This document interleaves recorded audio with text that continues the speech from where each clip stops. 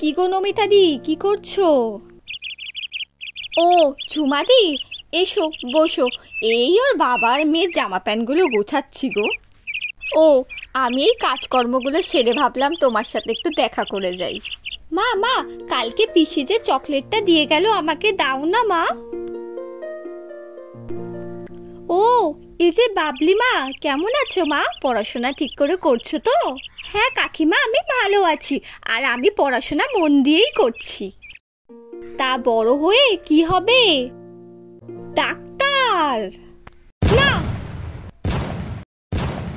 না, তোকে কোনো কাজ করতে হবে না। তুই যতটুকু পড়াশোনা করার করবি, তারপরে দিনের বেলা যা কাজ পাবি করবি। নাইট শিফট করার মতো তোকে কোনো কাজ করতে হবে না। আমি চাই না তোকে নাইট শিফটের মতো কাজে পাঠিয়ে আমার বুকটা খালি হয়ে যাক। আমি চাই না, চাই না। আমরা প্রত্যেকে ছোটবেলা থেকে সমাজের নিয়ম মেনে চলে এসেছি। আজ কোথায় গেল সেই সমাজ? আর কোথায় সেই সমাজের নিয়ম? আস্তে আস্তে কি সমাজের সব নিয়ম বদলে যাচ্ছে? এরপর মেয়েদেরকে কি সেই চারটে দেওয়ালের মধ্যে আটকে থাকতে হবে? উত্তর দাও সমাজ, আজ উত্তর চাই।